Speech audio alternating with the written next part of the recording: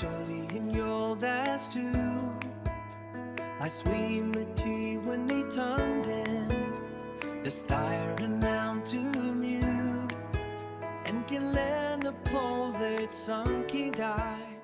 Before we decide whether an owner-manager should receive a salary, dividend, or a combination of both, we need to answer one critical question. How disciplined is the client?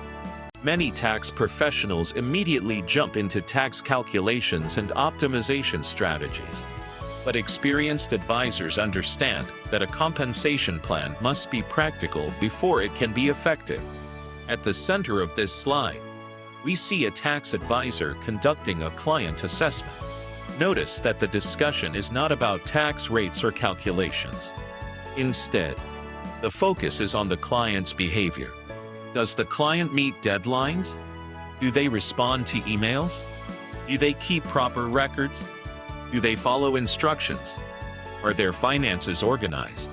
These questions may seem simple, but they often determine whether a compensation strategy will succeed or fail. On the left side of the slide are the key areas every advisor should evaluate.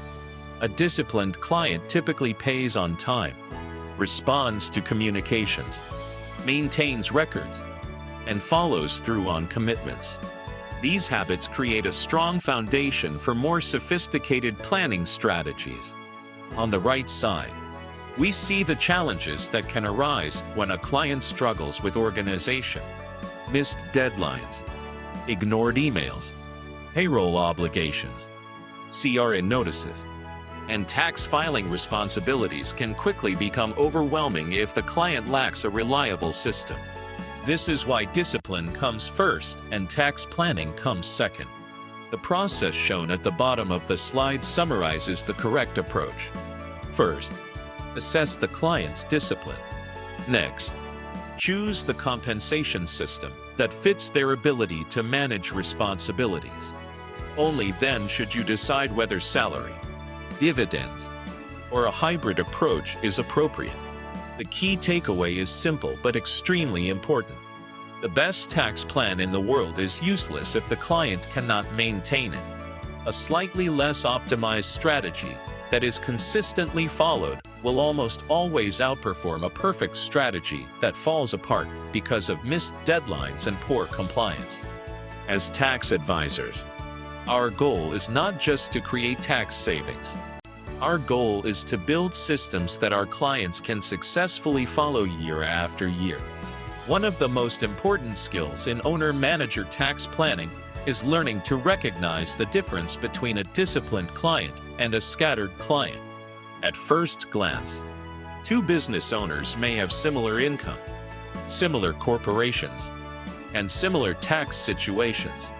However, their behavior can lead to completely different planning recommendations. On the left side of the slide, we see a disciplined client. This individual pays bills on time, keeps proper records, responds quickly to emails, follows instructions, and meets important deadlines. Because of these habits, they can successfully handle a wider range of compensation strategies.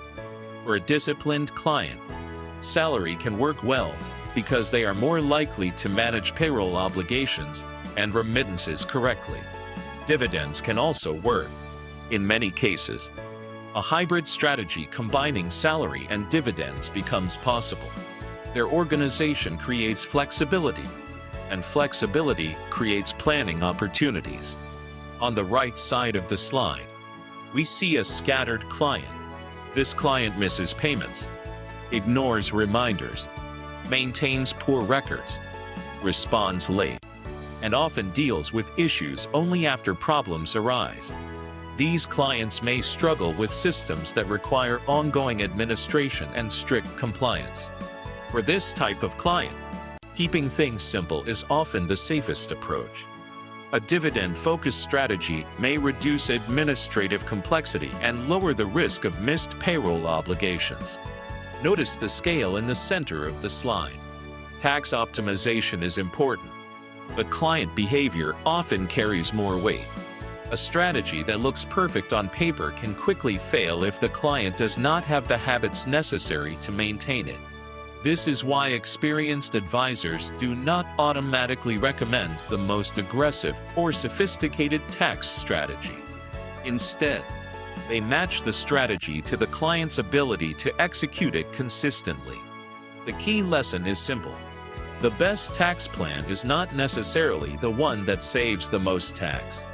The best tax plan is the one the client can actually follow, year after year, without creating compliance problems, stress, or unnecessary risk.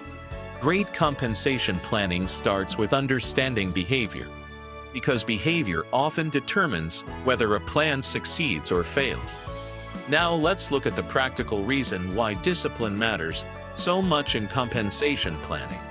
The biggest difference between salary and dividends is not just tax. It is administration and compliance. On the left side of the slide, we see the salary path. Salary creates an ongoing system that must be maintained throughout the year. First, payroll must be calculated correctly. Then CPP and income tax deductions must be determined. Those amounts must be remitted to the CRA on time. This process repeats month after month and continues with year-end payroll reporting and compliance requirements. For a disciplined client, this structure is manageable. They keep records, meet deadlines, and follow procedures consistently. But for a client who struggles with organization, each step creates another opportunity for mistakes and missed obligations. In the center of the slide, we can see how the payroll system works. A salary payment triggers payroll processing. Payroll processing leads to CRA remittances. CRA remittances create monthly deadlines. Meeting those deadlines helps maintain compliance and avoid problems. The important point is that salary does not end when the payment is made. Salary creates an ongoing administrative responsibility. On the right side of the slide, we see the dividend path. Dividends are generally much simpler from an administrative perspective. The corporation pays a dividend to the shareholder, and the income is reported on the shareholder's personal tax return.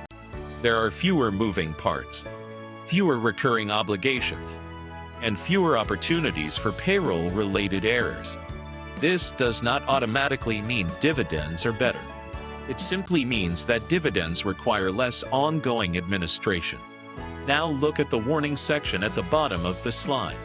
Missing payroll remittances can lead to penalties, interest charges, payroll audits, and even broader CRA reviews. This is one reason why experienced advisors pay close attention to a client's ability to manage payroll responsibilities before recommending a salary strategy. The key lesson is simple.